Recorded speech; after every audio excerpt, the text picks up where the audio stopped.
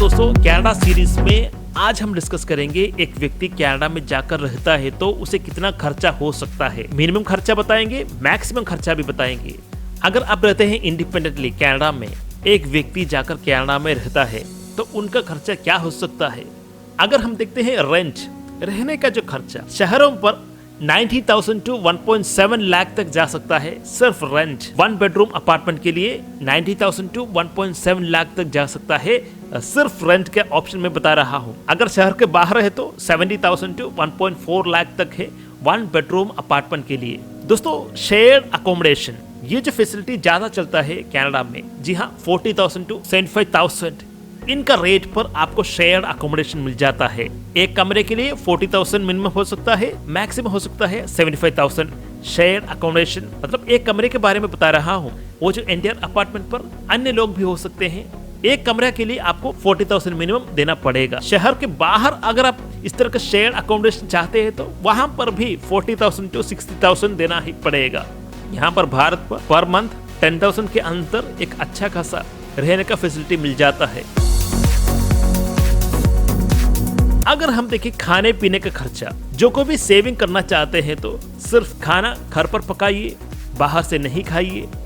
ये एक ऑप्शन है जिससे आप जो खाने का जो खर्चा है कम कर सकते हैं, आपका सेविंग्स बढ़ा सकते हैं। मासिक किराना बिल आप इस तरह से काटते हैं तो 18,000 टू 20,000 आपको लगेगा सिर्फ खाने के लिए। अगर आप घर पर खाते हैं और बाहर कम खाते हैं तो 18,000 टू 28,000 30,000 के अंदर आपको खाने का जो प्रबंध हो जाता है। अगर आप बाहर से खाते हैं तो प्रतिदिन 1,000 रुपीज टू 2,000 रुपीज एक व्यक्ति को लगेगा।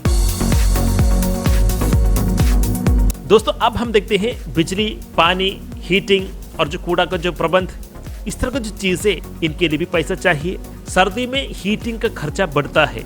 ये जो यूटिलिटी बिल पूरा मिलाकर हम कहते हैं यूटिलिटी बिल, इसके लिए 9,000 टू 18,000 आप हटाकर ही रखिए आपको बजट से। सिर्फ यूटिलिटी बिल के लिए 9,000 या 18,000 के अंदर लगेगा ही।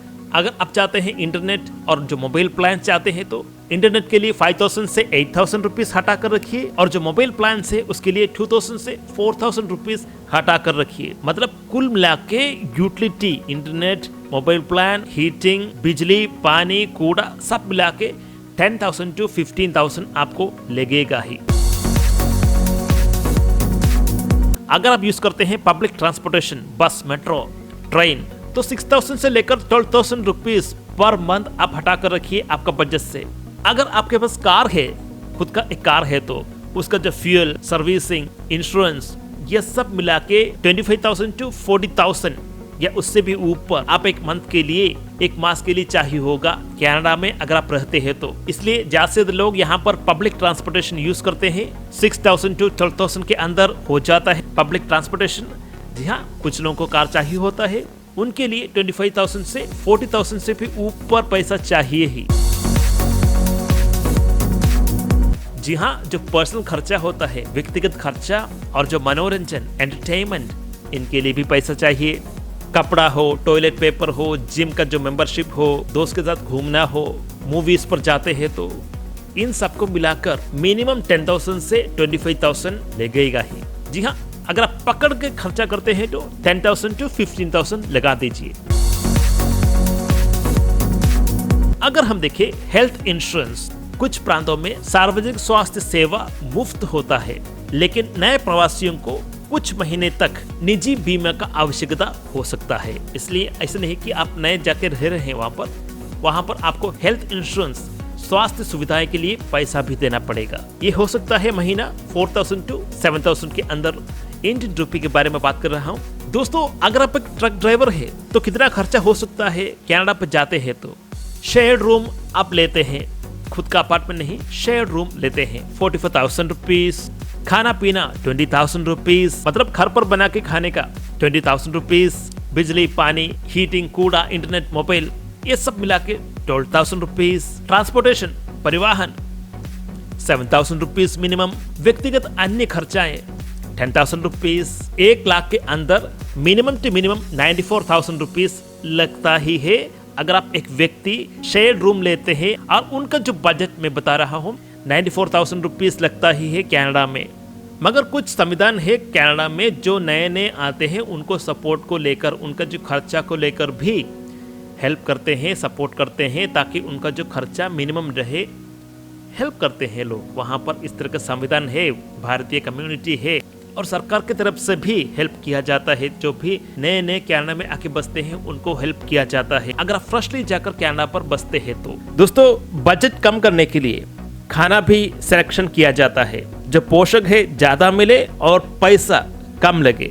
फर्स्ट ऑफ ऑल, जो दालें हैं लेंटिल्स और पल्सेस, ये प्रोटीन का एक सस्ता और पौष्टिक स्रोत है। विभिन्न प्रकार की दालें जैसे अरहर दाल, मूंग दाल, मसूर दाल, चना दाल आदि भारतीय घरों में नियमित रूप से बनती है। ये सस्ती होती है और आसानी से मिल भी जाता है। दूसरा है चावल और रोटी या गेहूं का आटा। चावल और गेहूं का आटा मुख्य आहार है, सस्ते भी होते हैं, खासकर जब बड़ी मात्रा में खरीदे जाते हैं तो। घर पर रोटी बनाना बाहर से ब्रेड खरीदने से सस्ता पड़ता है। तीसरी है सीजनल वेजिटेबल्स, मौसमी सब्जियां। मौसमी सब्जियां आमतौर पर गैर मौसमी सब्जियों की तुलना में सस्ती होती है। भारतीय लोग अक्सर सुपरमार्केट या भारतीय स्टोर से ही थोक में सब्जियां खरीदते हैं। आलू, प्याज, टमाटर जैसी बुनियादी सब्जियां हमेशा बजट में रहता है। अगर हम देखें बल्क बाइंग, थोक में खरीदना, चावल हो, दालें हो, आटा, मसाले और तेल, ये सब थोक में खरीदने से प्रति यूनिट लागत में कम हो जाता है। भारतीय स्टोर या बड़े सुपरमार्केट जैसे कॉस्टको में अक्सर बड़े बड़े पैक्स अवेलेबल होते हैं। अगला पॉइंट है फ्रीजर का उपयोग। बची हुई सब्जियां, दालें या करी को फ्रीज करके बाद में उपयोग किया जा सकता है, जिससे भोजन की बर्बादी कम होती है और बार बार खाना बनाने का खर्चा बचता है। अगला पॉइंट है कम मांस और अधिक शाकाहारी भोजन। कनाडा में मांस महंगा हो सकता है। भारतीय जो बजट में रहना चाहते हैं वो अक्सर सप्ताह में कई दिन शाकाहारी भोजन करते हैं, जिसमें दालें, पनीर और सब्जियां शामिल होती है। घर पर पकाना, होममेड स्नैक्स। बाहर से महंगा स्नैक्स खरीदने के बजाय भारतीय अक्सर घर पर चाय के साथ नमकीन, मठरी या अन्य भारतीय स्नैक्स बनाते हैं जो बहुत ही किफायती होते हैं। दोस्तों, यहाँ पर पानी की रिफिलिंग वाटर बॉटल्स, बोतल बंद पानी खरीदने के बजाय घर से पानी के बोतलें भरकर ले जाना एक छोटी लेकिन प्रभावी तरीका है पैसा बचाने का। छोटे और मध्यम वर्ग शहरों पर भारतीय रुपए पर देखें तो 70,000 टू 1.1 लाख तक जा सकता है। ये बड़े शहरों पर 1.2 लाख से 1.8 लाख तक जा सकता है या उसके ऊपर भी जा सकता है। मैं बता रहा हूँ मिनिमल खर्चा, खाना पीना रहना, जो अन्य जो मिनिमम खर्चा, उन सबको मिलाकर 1.8 लाख तक जा सकता है अगर आप बड़े शहरों पर रहते हैं तो। इसी कारण से ही आप देख सकते हैं कनाडा का अधिकतम लोग जो छोटे छोटे काम होते हैं खुद करते हैं, नौकर को नहीं रखते। चाहे बर्तन धोना हो या खाना पकाना हो, सपोर्ट करना हो, लोग खुद करते हैं। One of the main reason है यहाँ का खर्चा। तो दोस्तों, इस वीडियो हम देखा कनाडा में रहना, पीना, खाना, टोटल खर्चा कितना हो सकता है, कुल मिला के जो मिनिमम खर्चा, मैक्सिमम खर्चा। अगर आप कुछ भी ऐड करना चाहते हैं तो कमेंट्स पे लिखिए। धन्यवाद दोस्तों।